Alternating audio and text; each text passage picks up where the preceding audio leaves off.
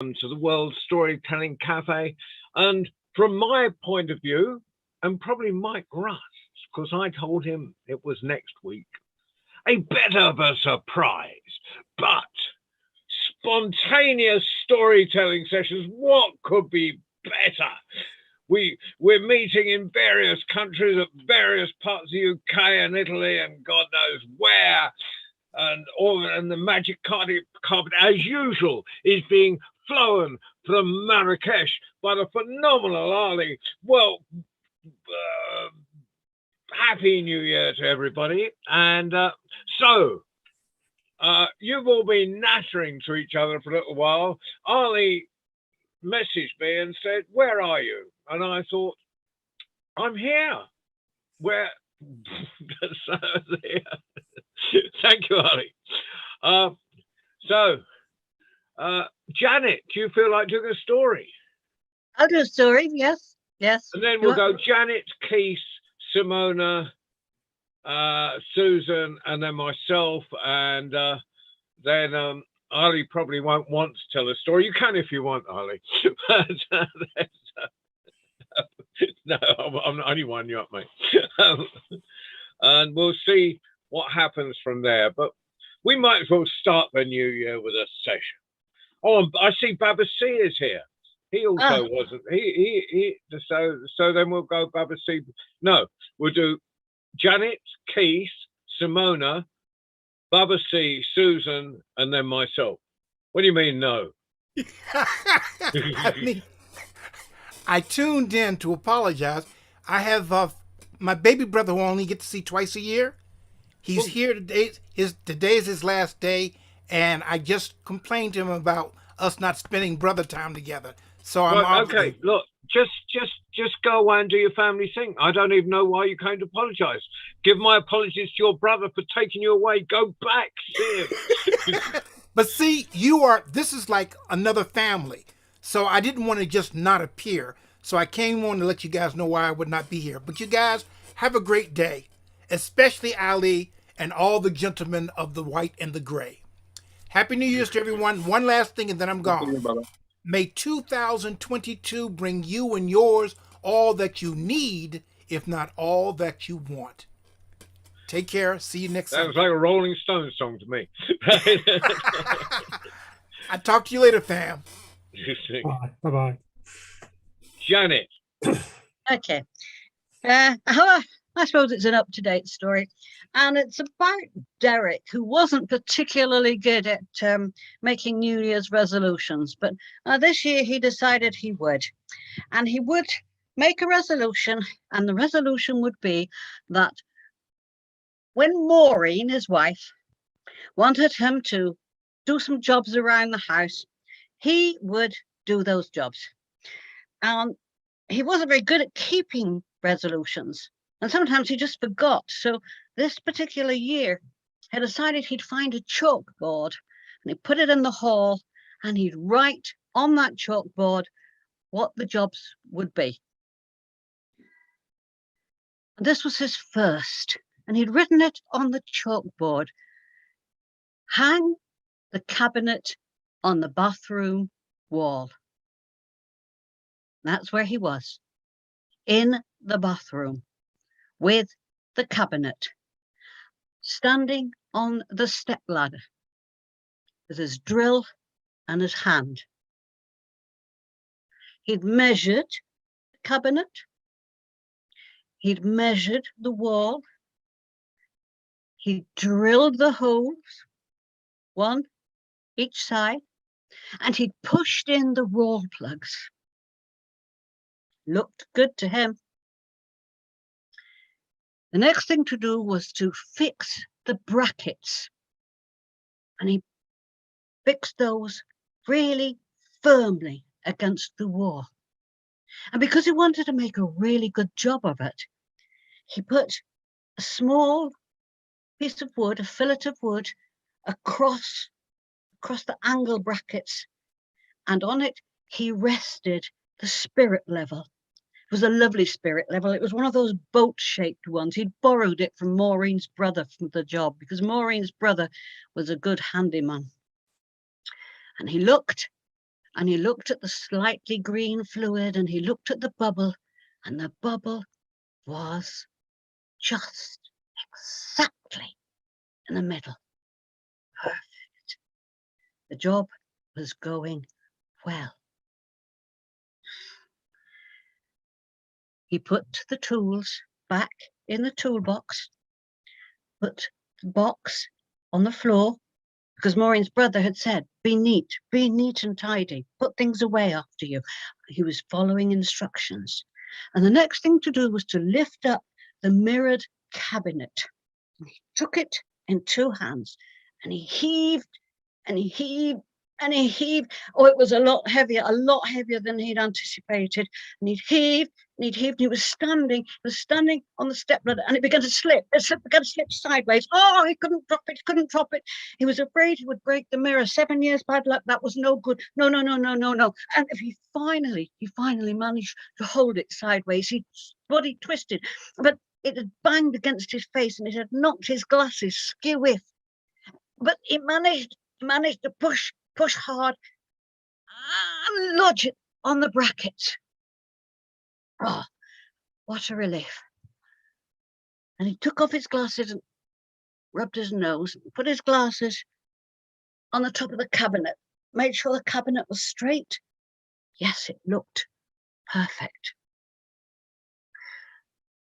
In the mirror, the mirrored doors of the cabinet, he could see that his nose had been grazed across here by the cabinet, well, by the glasses as they'd slipped, and a scratch down here on his cheek. And he looked closely, and he could see that, oh, it was just a graze. Didn't think there was any blood. He stepped down from the step ladder, ran the cold water, the wash hand basin, cupped the water in his hand, splashed it onto his face. It stung, but he felt better, and he patted his face dry with the pale blue soft towels that Maureen had bought for their for it was a newly refurbished bathroom. That's why she wanted a cabinet. He stood back and he looked. Yes, that was a good job done. He folded up the step ladders, picked up the toolbox, and went downstairs. Downstairs, he put on his outdoor shoes, carried the toolbox and the step ladder to the shed, put it away tidily, locked the shed. It's beginning to drizzle a little. That was all right. He'd have a fire. Maybe not as good as yours, Simona, but he'd sit by the fire and he'd read his book. Back inside, he put on his Christmas slippers, pulled on his Christmas jumper, and sat in his favourite armchair and reached to the coffee table for his favourite magazine, Classic Cars. He opened it. Oh, he couldn't read it. He couldn't see. He was short-sighted, wasn't he? Where were his glasses? Oh, he slapped the magazine down and thought, I know they weren't in the shed. I think I must have left them in the bathroom. So, softly in his slippers, he padded back upstairs to the bathroom. He looked around, wasn't by the wash basin, not on the side of the bath.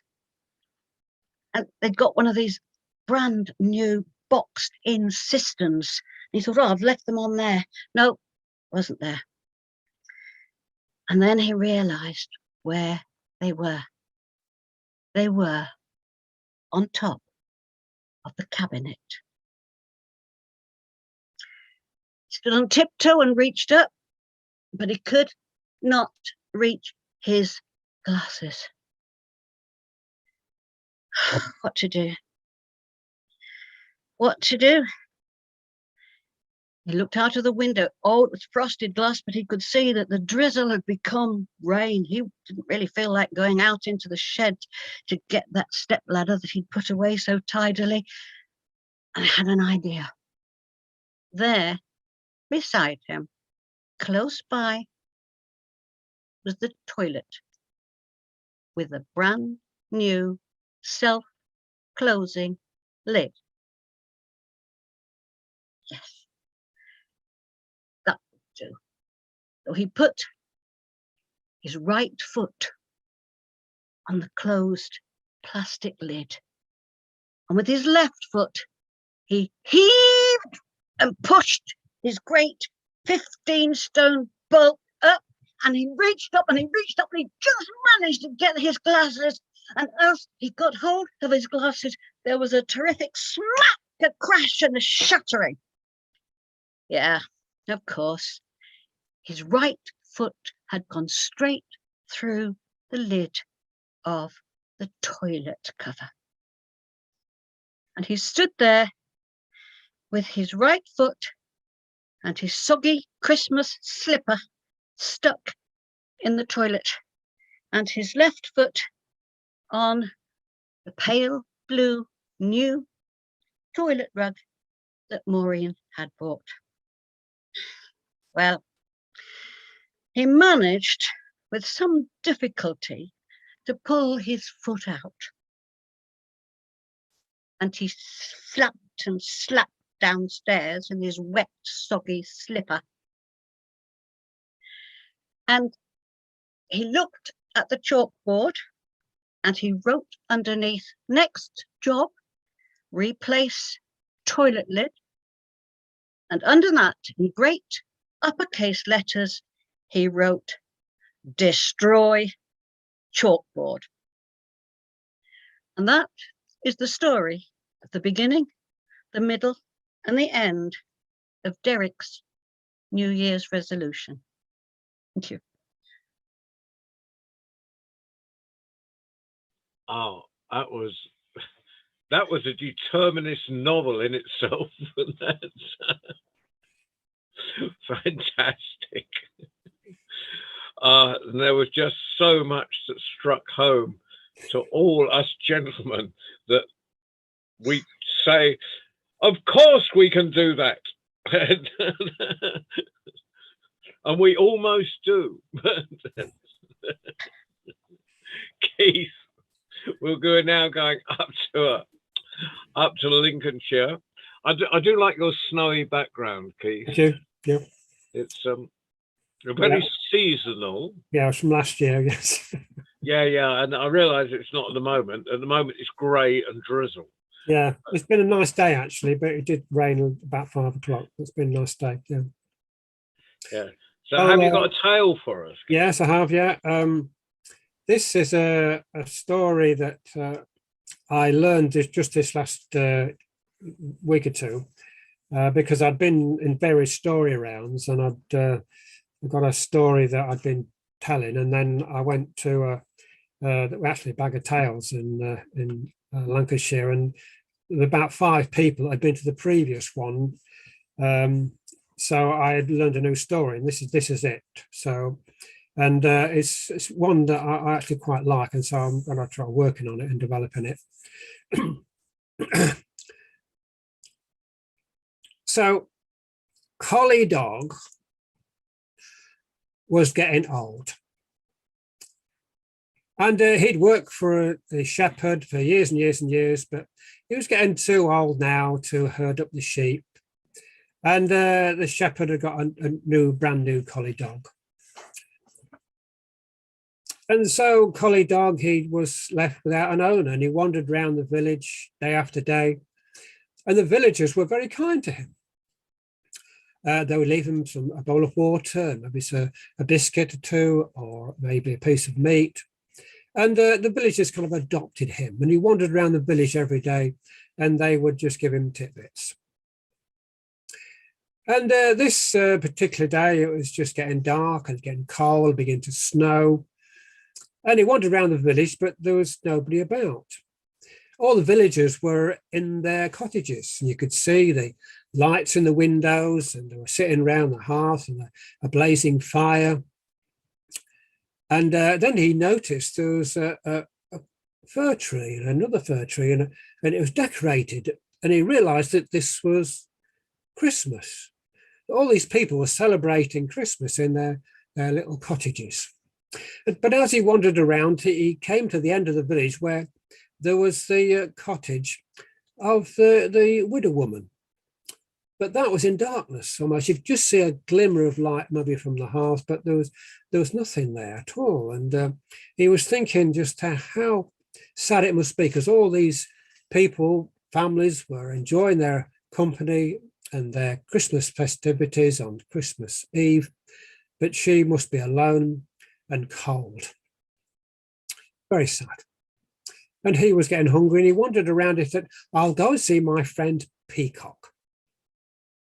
Now, Peacock, he lived in a shed with his wife, the peahen, and it was on just the outside in the garden of a rich merchant. And the peacock's job was to be an alarm. If there was an intruder or a possible burglar, then he would sound the alarm. Well, Collie Dog, he went into the garden, and there was Peacock sitting on a post. And Collie Dog said, hello. And Peacock said, hello, my friend. And Collie Dog said, what are you doing? He said, well, I'm just sitting here on this post. I'm just looking at the moon and the stars. And my wife's in the shed there. She's sitting on an egg. She's been sitting on it for a few weeks now. And so we hope to have a newborn baby chick soon. And they were talking, and Collie Dog was saying, well, you know, there's Christmas and there's all these people in their homes and everything, and I've nothing to eat. Have you got something that I could have? Have you got a morsel that I could have? But Peacock said, no, we've had our supper, we've eaten all our grain and everything, we haven't got anything left. And Collie Dog says, well, you know, I'm you know, it's so sad when, you know, there's all these people enjoying themselves and I've nothing to eat, and then there's that old widow woman at the end of the lane there, the end of the village, and she's, you know, obviously very cold because there's no light in her window, and there's no fire in her hearth. And Peacock said, well, perhaps we could do something about that, because over in the shed over there, my master has some coal and some wood and some peat as well. With which he can make a fire. He has a fire in his own cottage, and he wouldn't miss a little bit of coal and wood and maybe a bit of peat, and we could take it to the old widow woman at the end of the village. Good idea, said the Collie Dog. And then who should come up to them was Tomcat, the big black Tomcat. And he wasn't owned by anybody either, and he used to wander around the village, and the villagers were adopted him as well, and they were given some bowls of milk and odd scraps. And Tomcat said, what are you talking about? What's happening here? And Peacock and Collie Dog told the Tomcat of their plan to take some fuel for the old lady's fire.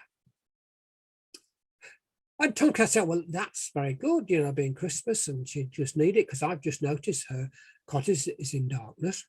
But perhaps she hasn't anything to eat. Perhaps she has nothing to eat. Perhaps we could take her something. And Tomcat says, well, the fishmonger, he sometimes lets me into the back of his shop and leave me some scraps. And Tomcat said, well, perhaps there might be maybe some kippers in there or some herring in there that I could perhaps, I'm sure he wouldn't miss it if I took some fish. And Collie Dog chimed up and said, yes, well, the butcher's very kind to me and leaves me scraps as well. And I'm sure that in his shop, there will be maybe some meat, maybe some sausages. And so they made the plan. And Tomcat went off to the fishmonger, and he brought back 2 kippers. And Collie Dog, he went off to the butcher's and crept round the back, and he came back with a whole string of sausages. Careful not to drag them in the ground. He held them carefully in his mouth. And there was then the Peacock, of course, and under his wings, he got some wood and coal and some peat. Said, right, gentlemen, off we go. And so they marched through the village. They weren't bothered about anybody seeing them because everyone was in their cottages. They were all enjoying their their Christmas meals and telling stories and talking to one another and sitting around the hearth. And so then they came to the widow woman's cottage. And who should be sitting on the gate was Owl, Tawny Owl. To-wit, to-woo, to-wit, to-woo, to-wit, to-woo. What are you doing here? And Peacock said, well, we have brought some fuel for the old lady's fire, and we brought some sausages, and we brought some kippers. We'll try and cheer her up this Christmas time. I'll come too, I'll come too, I'll come too, said Tawny Owl. And so they went down the path of the old lady's cottage. There was Peacock, and there was the dog and the cat and the owl. And they scratched on the door. Scratch, scratch, scratch, scratch, scratch. But there was no reply. Scratch, scratch, scratch, scratch, scratch, scratch. And then they heard some footsteps. And the old lady, she opened the door and smiled and said, "Ah, my friends, come in. I'm sorry, I've nothing for you to eat, but you're welcome to come in for a little while." And Peacock said, "Please close your eyes." And she closed her eyes. And Peacock put before her some of the wood and the coal and peat. And Collie Dog, he put before her the sausages.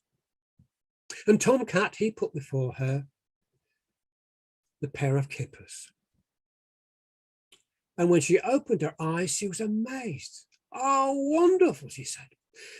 "Fuel for the fire, and we are going to have supper." And she built up the fire with the wood and the coal and the peat. And she took the kippers and she took the sausages. "I'll go off to the kitchen and I'll prepare these. I'll cook these, and maybe I can find some bread I can bake as well. You sit down there beside the fire." And so she went off into the kitchen. And the Peacock, Collie Dog, Tom Cat, and the Owl sat beside the fire, warming themselves. It's getting very cozy. And Tom Cat said, "Well, there's only one thing missing. The old lady doesn't have a Christmas tree." And Collie Dog said, "Well, where can we get a Christmas tree at this late hour?"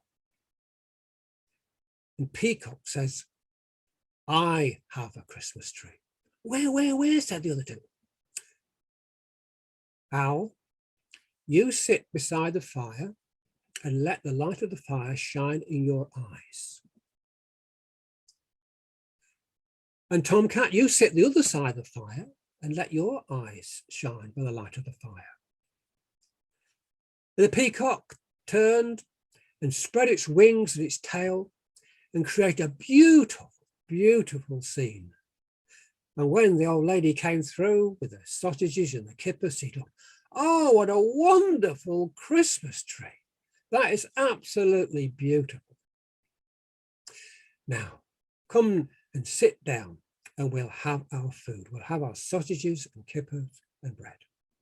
And so they had a wonderful feast that Christmas.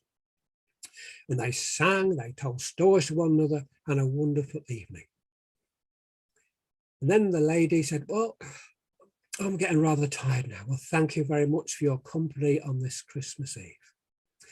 And so she showed them to the door and bid them good night.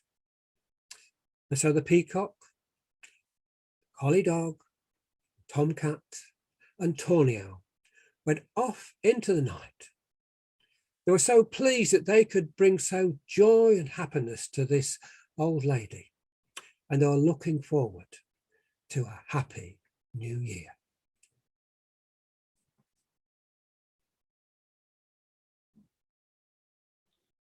Oh, that was a gorgeous seasonal story, Keith. Magnificent, beautifully told. Thank you. I was there. I was there. I was there with the old lady. Sausages tasted good, I tell you. Yeah. There were Lincolnshire sausages. I should hope so. Oh, so now we go down south, not quite as far south as Susan, but we'll stop in Italy, and we'll stop for Simona. And Simona, do you have a story for us? Yes, I do. I have a short story because I'm not at home and I didn't know if my connection would be good or not. So it's just a short story. And I'll tell you straight away that it's a strange story because I made up this story with a student of mine just before Christmas. And we had the 6 elements and we had to put them together in a story. And it was a spontaneous story making because he was the only student in a class who attended the lesson. So I couldn't go with my usual plan. So there was once a little candle who wanted to become the best basketball player of all times. But the little candle didn't have hands or feet to play basketball. And the little candle didn't even have feet to run away from the house that she was kept in. And in that house, she was used only during snowstorms and then left on a cupboard near a window, untouched and forgotten for the rest of the year. Her only comfort was looking down at the basketball field beneath her house during the summer's day and watching kids play basketball and becoming always better at it. But the little candle, on the other hand, became always more envious and jealous. And one day she cried out, "I want to become a basketball player. I want to become the best basketball player of them all." And an orange, who had been placed next to her for decoration, looked at her and said, "A basketball player? You? You could never be a basketball player. You don't have hands or feet to play basketball." But the little candle didn't answer. She was angry.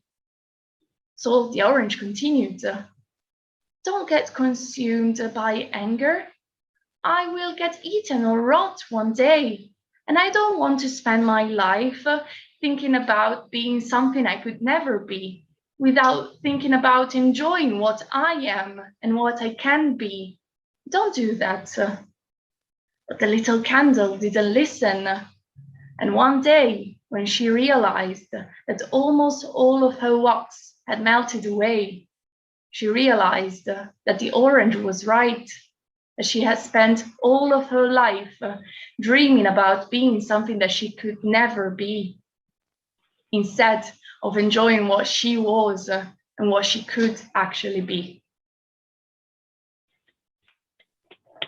This is the story we created together. Oh, I love collaborations, and it was a beautiful story. It had kind of had all the elements in, didn't it? It's because of ancient wisdom, and but I love the idea of the orange and a candle having a conversation together. Exactly. Welcome, Despina. Are you going to tell today? Hi. Yeah, sure. If there's time. Yeah, no, there's always time. Apart from all else, Great. I must confess, everyone else knows this. I got all my days wrong, and so I wasn't expecting this tonight. And as I'm running it, it was quite important that I was here. So there will be also a worldwide story round next Sunday. Okay. As well. So there's Susan next, then you, then I shall finish on a few poems, I think. Okay, perfect. But this is so. But and where? Remind me where you're from, Zespina. I come from a little island on the south part of Greece called Syros. Of course, yes. And you've just put all that. How Zespina? Yeah.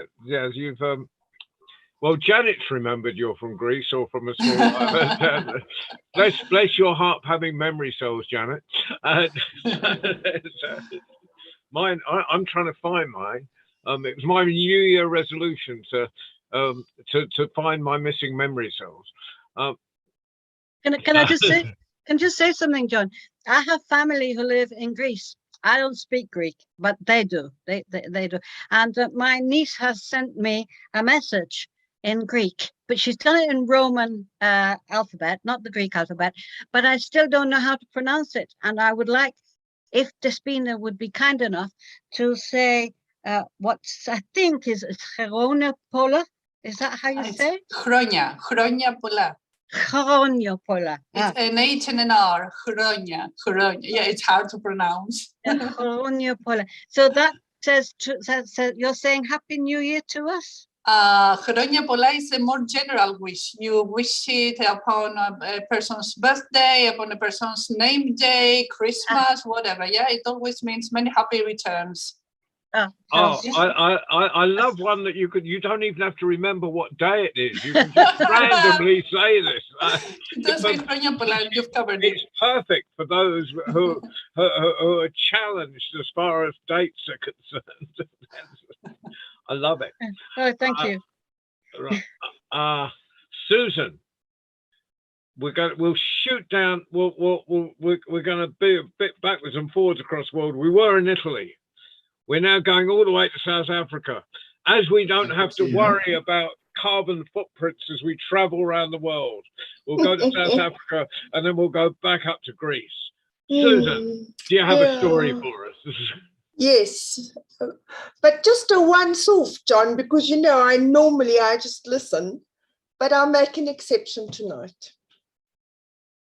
I'm putting you on the spot because Mike's not running things and I'm not nearly as nice as Mike.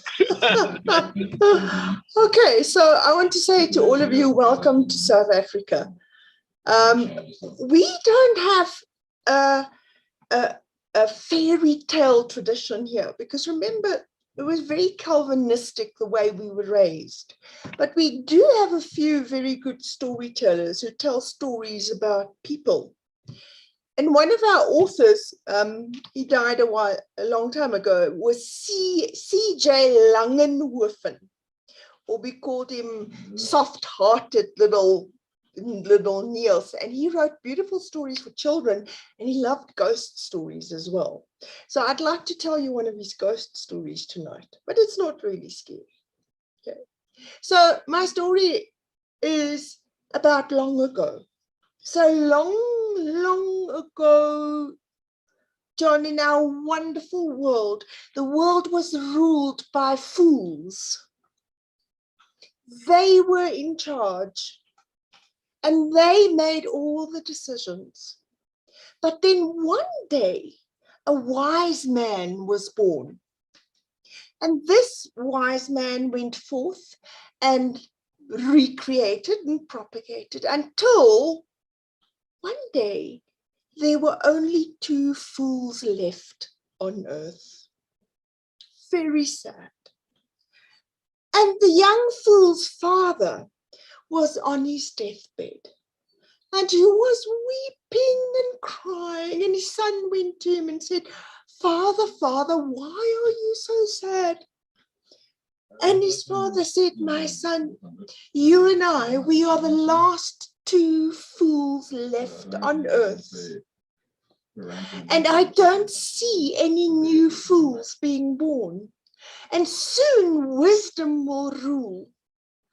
And I cannot die, my son, until you promise me that you will find a beautiful girl and marry her and repopulate the world with fools. We need the fools.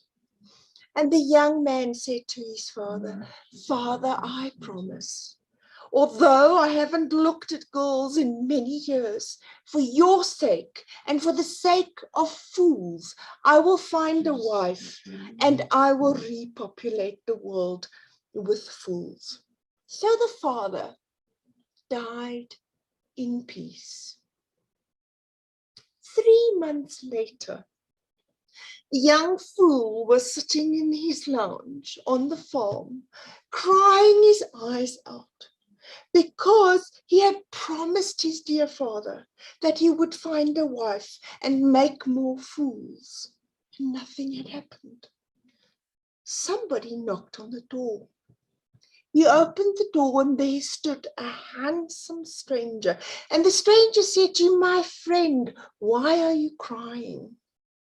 And the young fool said, "Oh, stranger, I am having such a difficult time. I promised my father that I would marry and have many children so that fools could reign again. But look, here I am, no wife, nothing happened." "Aha," said the stranger, "but let me help you.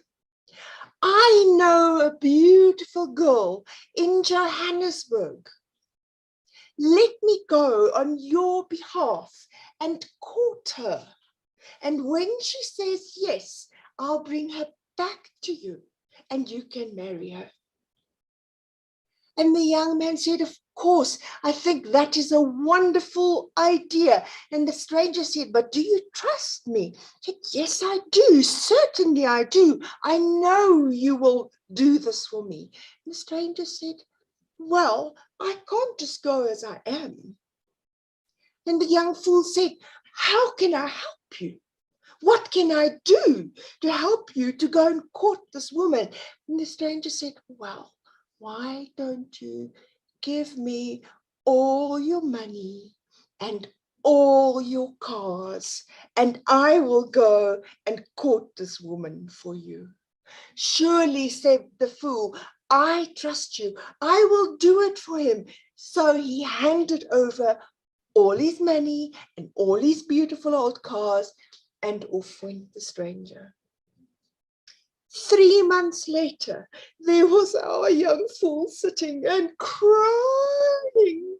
He had promised his father that there would be grandchildren, and nothing had happened. And again, there was a knock on the door. When he opened the door, there was another stranger who said to him, "My young friend, why are you so sad? Why are you crying?"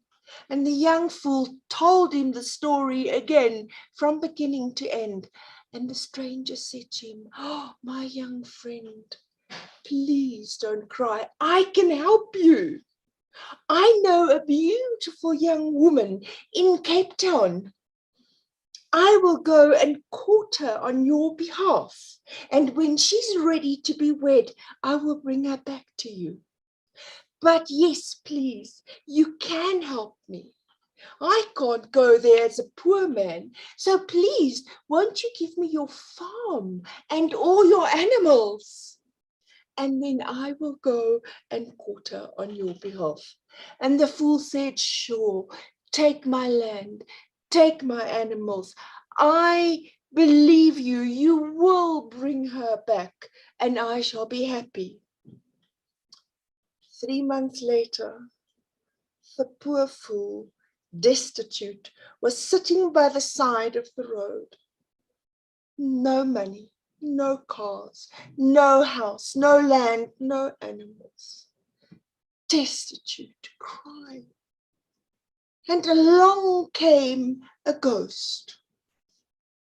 And the ghost said to the young fool, "Young fool, why are you crying? Why are you so sad?"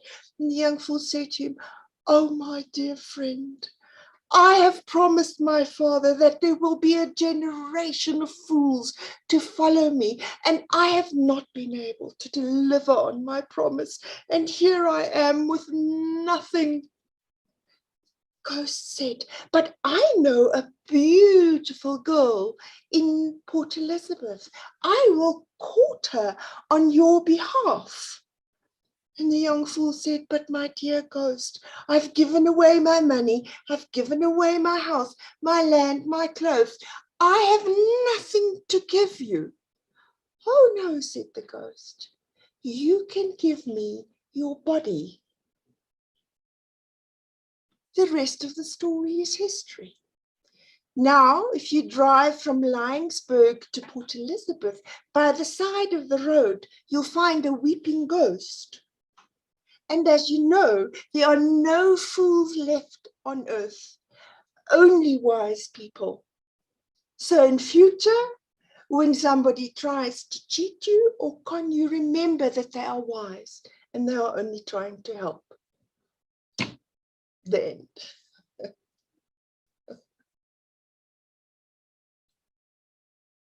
So that's when all the wise men get together to con us, is it? And it's called a conference of world leaders.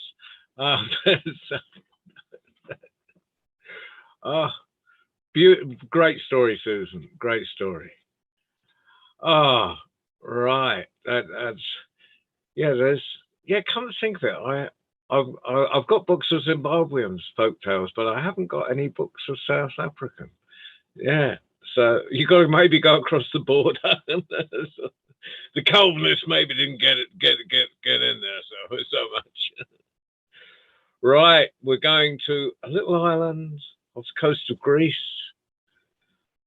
and we're going to sit in that Mediterranean sunshine, or at least it'll be temperate, and we're going to bathe ourselves rather than this grey drizzle of England at the moment. Despina, have you got a story for us? Yeah, but I'd like to start with a poem from Wales, if that's okay. Please do. Okay, so there is this colleague of mine, another teacher called David Davis Hughes. I hope I pronounced the name right. So he's an amateur poet, but his poetry is lovely. I really like it. So he wrote this poem about New Year's resolutions, yeah? Mm-hmm. So here goes. Quiet, please.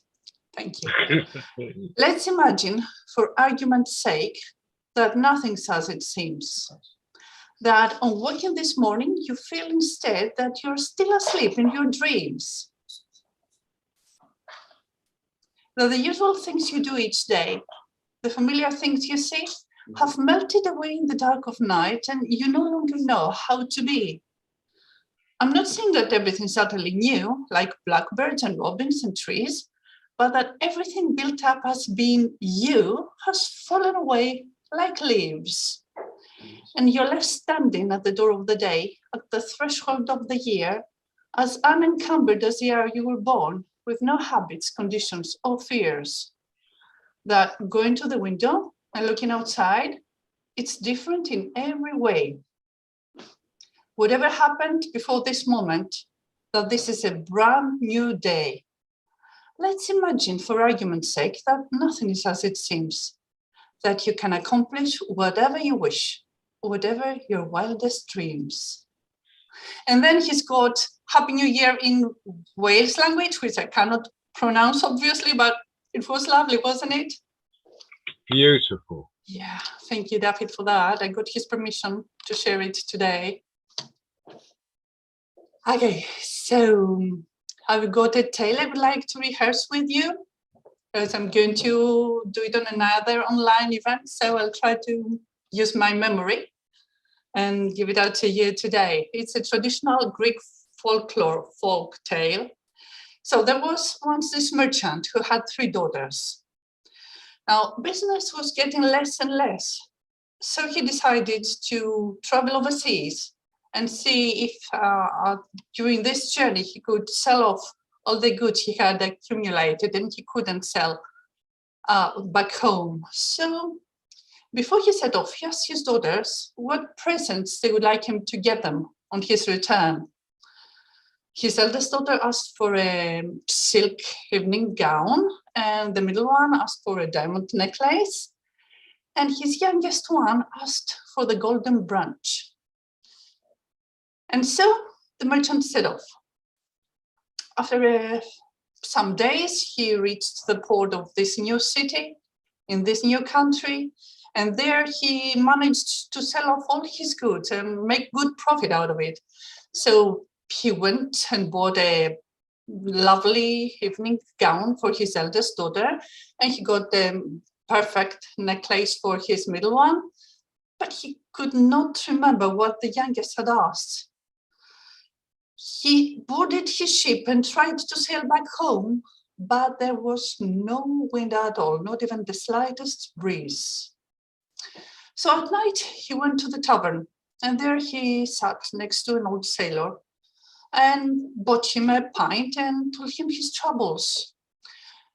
So the old sailor heard his story and said, "Did you by any chance give any promise that you haven't accomplished before you left?" And then it dawned on him that his youngest daughter had asked for the golden branch. Thus he asked the old sailor where could he get the golden branch?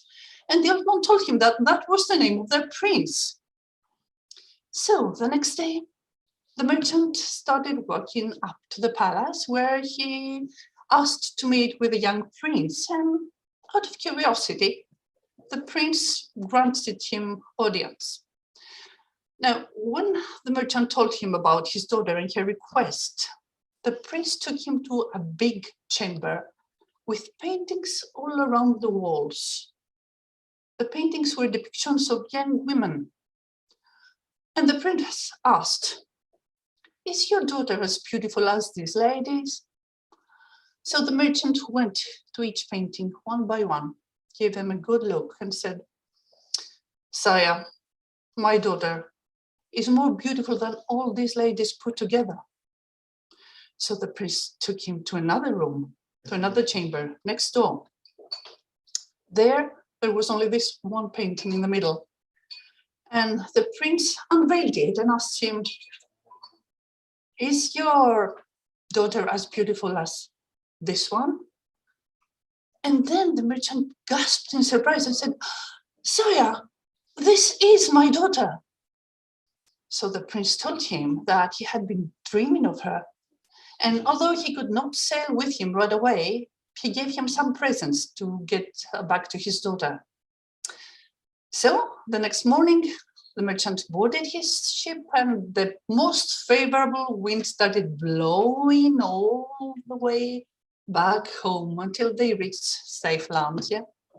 And there, the merchant went back home, greeted his daughters, and handed them their presents. So each one of them took her present and went back to her room to try them on, obviously.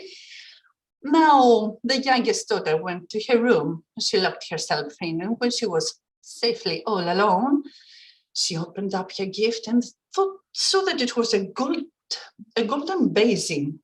And there was a letter with it, a letter with instructions, which she immediately decided to follow. And so she filled the golden basin with fresh, clear water, opened up her chamber's window, and read some words that were written on the prince's message, which ended with, "Now come, my sweet golden branch, come to me, come rest in my arms." And then the girl sat waiting in her room. And after a little while, she heard the sound of flopping wings coming from her window, and in came a weird bird she had never seen the likes of before. And the bird flew into the room and went into the golden basin and started washing in the water. And then he turned into the handsome youth of her dreams. So the young couple started talking and getting to know each other, and they had the loveliest time. And so every night she would call him like that and wait for him to spend the night together. Now, her sisters were very curious because they had worn their presents, but they didn't know what her present was. And every time they asked him, she would be evasive or find a clever way to change the subject. Now, one day, their curiosity took the better of them, and they decided to peep through the door and find out what it was all about. And so they did, and they saw it all. They were so envious. They were green with jealousy. They had what? A silk gown and a diamond necklace, and she had a prince. They would not have it. So the next morning, they found some pretense and sneaked into her room, and they put a knife in the golden basin. So when in the evening the girl called for the golden branch, and the bird came flying in the room, and it went into the golden basin and tried to wash the bird form off, it cut itself on the knife and started bleeding heavily. And unable to turn into a human, it flew out the window it had come in, and leaving a blood trail behind it. And as much as she would call the prince, as much as she would call the golden branch, he would not return. He was either unable or unwilling to return, either that night or the nights that followed. So the girl cried and cried. She cried her eyes out. She refused to eat anything, and she was sure to die were she to continue like this. And her father was to his wit's end. He didn't know how to console her. So he asked her, he said, "Daughter, what can I do for you?" And the girl said, "Father, if you want me to live, you will give me a boat and a crew and man's clothes, and you will allow me to set sail for the country where you have come back from." Well, he was a loving father, so he did. The next day, the girl set sail, and in a few days' time, she was walking down the road her father had walked on, dressed in disguise as a man, in man's clothes, wearing a hat, with a fake beard on her face. As she was walking towards the palace, she saw a really weird scene in front of her. There was this dove flying in front of her when a great big crow came, dived downwards towards the dove, grabbed it in its claws, and was ready to fly away.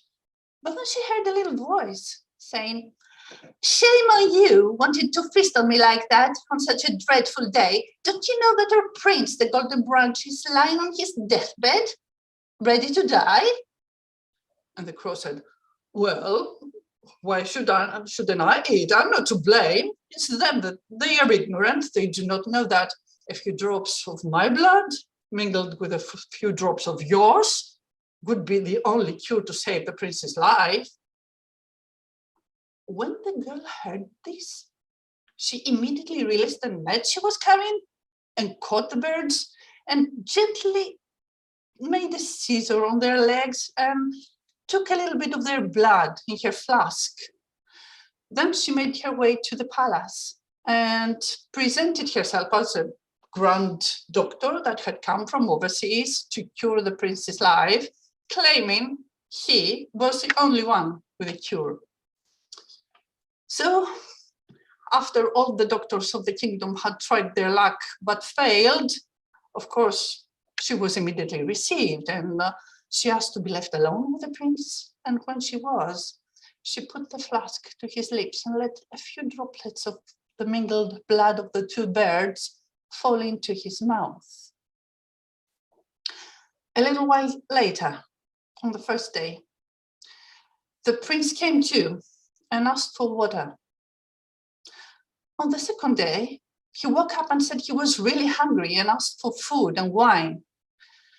And on the third day, he was well enough to mount a horse and go hunting.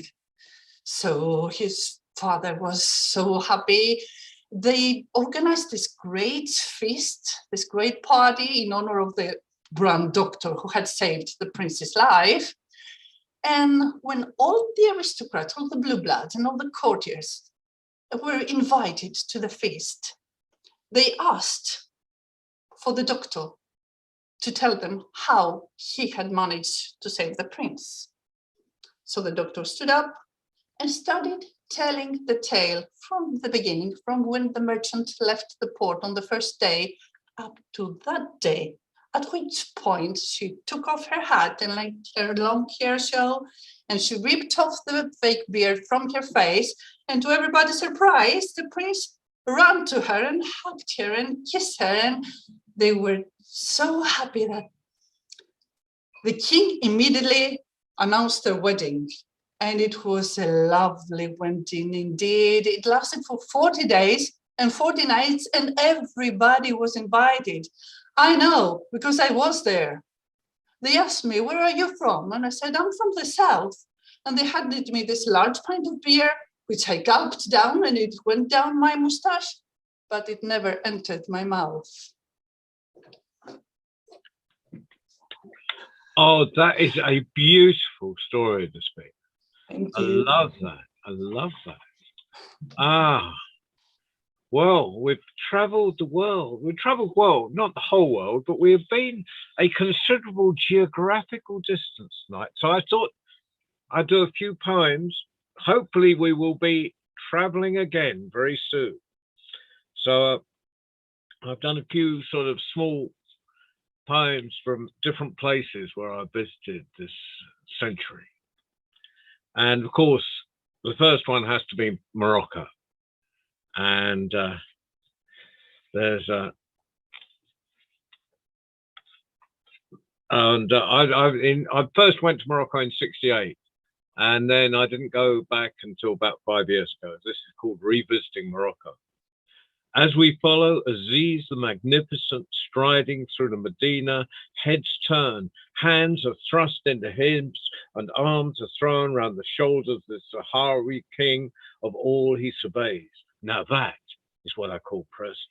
Me, I'm Ali Baba, sniffing out beads, leather, and smiles with 2 of my 40 thieves in this city where Africa and Europe collide. I'm at home in any place that names me. And now I'm owned in part by the traders of this Medina. On Sunday, I tell stories in the children's club. Tomorrow, we go to the coast and the town where my 20th year drew to its close in a cacophony of lorry lights, music, and unleavened bread. Stepping into the square with the sea at our backs, and the sun on our faces, I feel the weight of an imagined world evaporate, like the musicians and acrobats who momentarily remind us that everything changes only in appearance.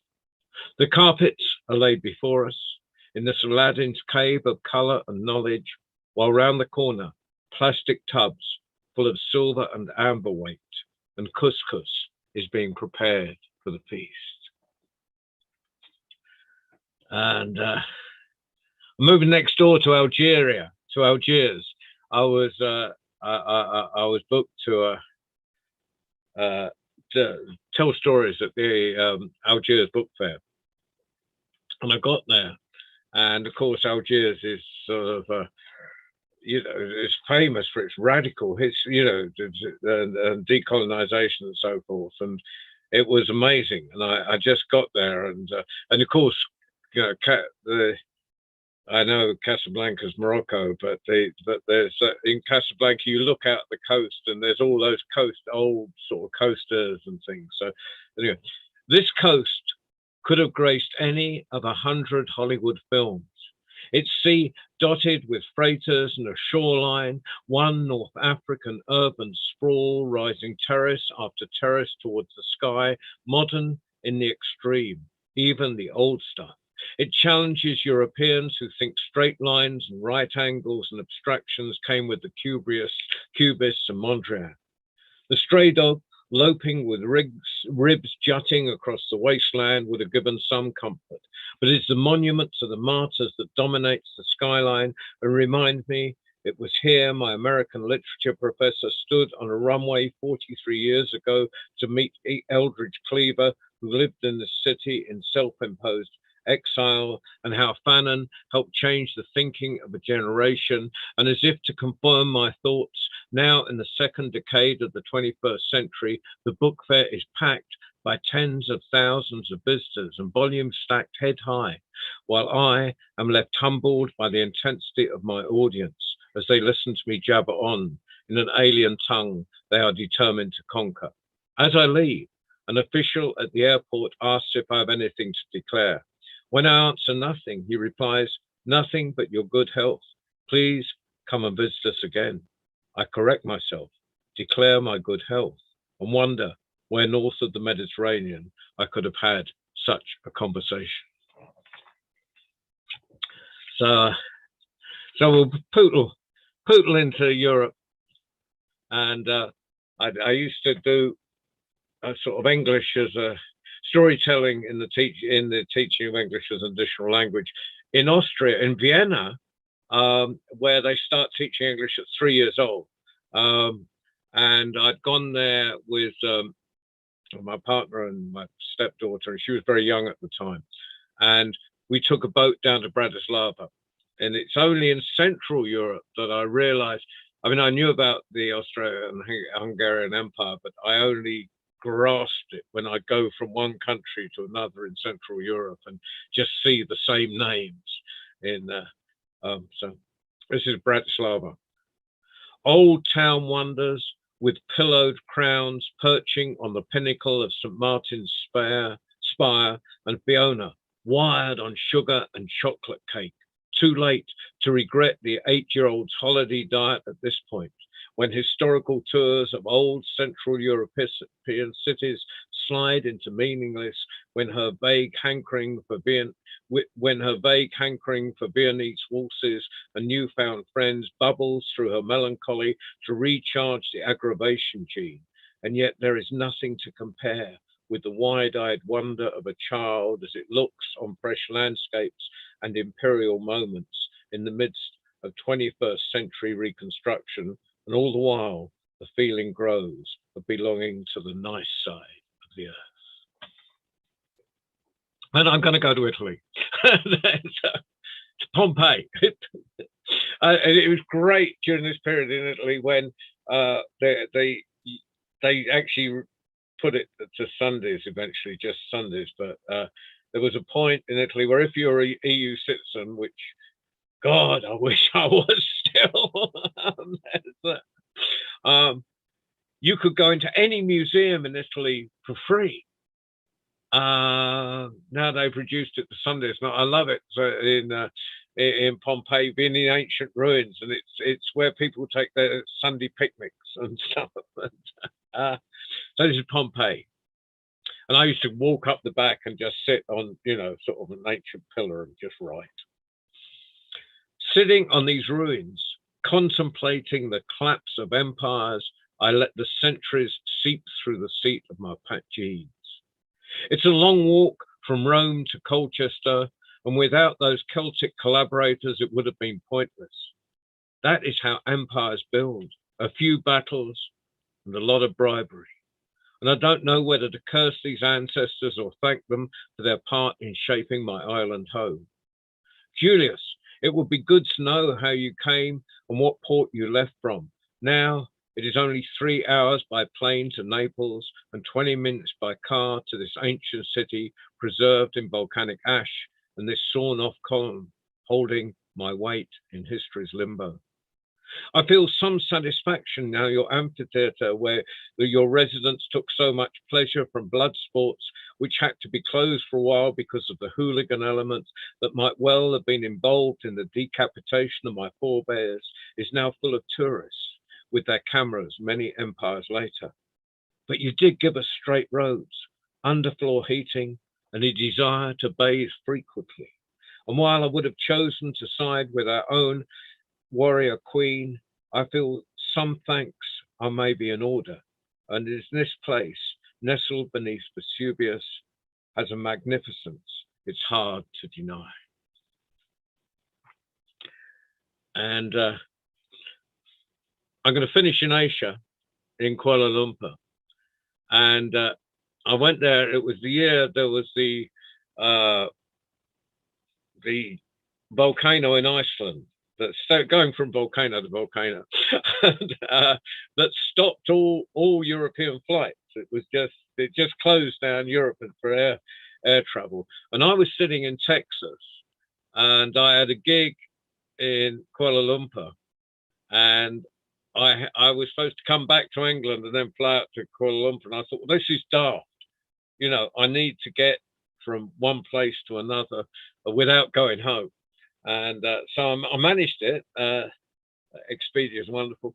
And so I flew from Houston to LA to Taiwan to Kuala Lumpur. I left on Thursday afternoon, got to Kuala Lumpur at sometime Saturday, and I seem to be going non-stop with the time change anyway.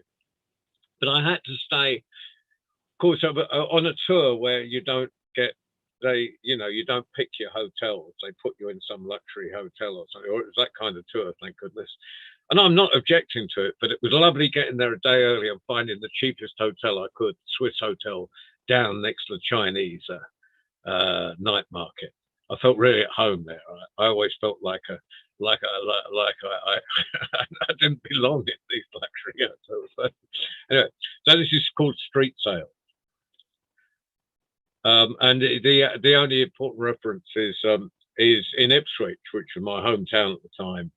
There have been some prostitutes who had been killed, about 6 prostitutes that were killed, and so there's crossover references. It's the same smile, and the pronunciation of darling never varies. But the ladies of Kuala Lumpur, who gather in fours at the edge of the night market in Chinatown, don't seem half as tragic in their saris, bindis, and subtly dyed hair as the bleached blondes back home, hunched beneath hoodies, trying to stay warm on the killing grounds of our frost-cracked pavements.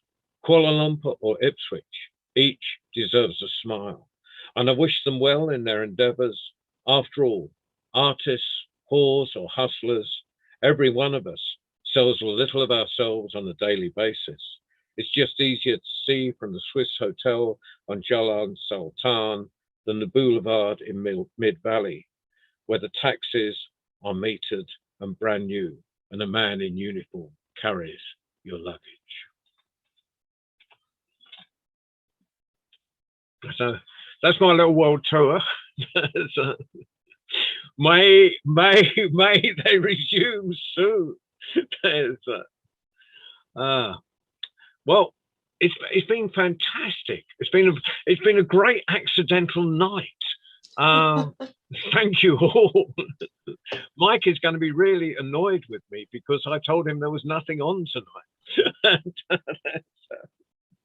I didn't even announce it on my Facebook round because I didn't realize it was so there will be a worldwide story round next Sunday. Please all come. If you forget, Mike's going to be even more annoyed with me. So,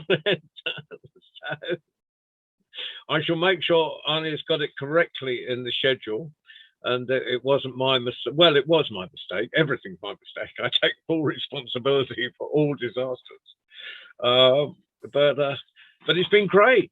Where have we been? Been UK, Italy, South Africa, Greece. I mean, where and down in Morocco. But when with Ali, I mean, what a great way to start the year.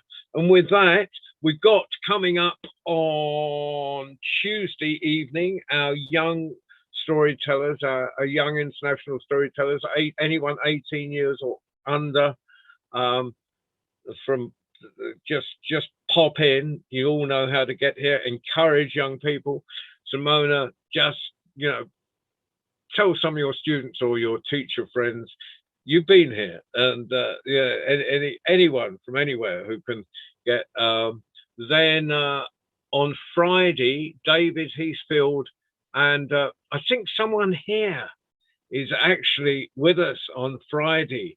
It might be Simona Stambazi, but oh yes, it is. So David Heathfield and Simona Stambazi, and they're taking it. I think they're going to take us a little bit into the around the world in 80 to 88 tales. So that's going to be fantastic. I'm really looking forward to that. I haven't forgotten that. It is in the schedule. And then of course Sunday is the worldwide story round. at 6 o'clock this time, and the following weekend there will be our early morning one, 10 o'clock here, which makes it easier for people in strange time zones like Australia and Southeast Asia to join us. So meanwhile, thank you all. A big round of applause to you all. Keith, Thank you, don't John. declare hotels on me. Thank you, everybody. Thank you That very was- much, and a happy new year to And a everybody. happy new year. Happy New Yes, Happy Year. New Year. Most enjoyable. Thank you very much, everybody. Thank Bye. you. Happy New Bye. Year. Bye. Bye. Goodbye. Bye.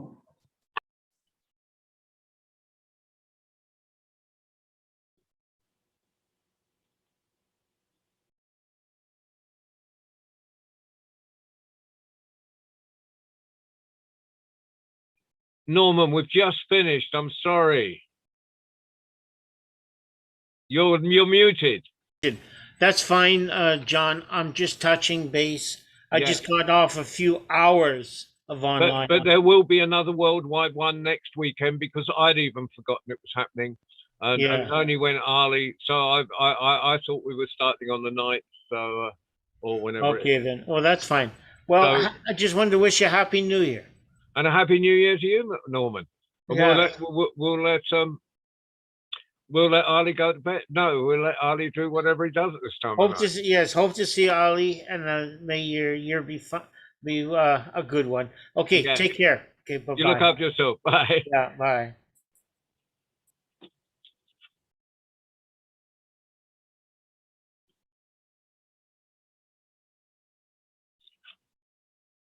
Thank you, Ali.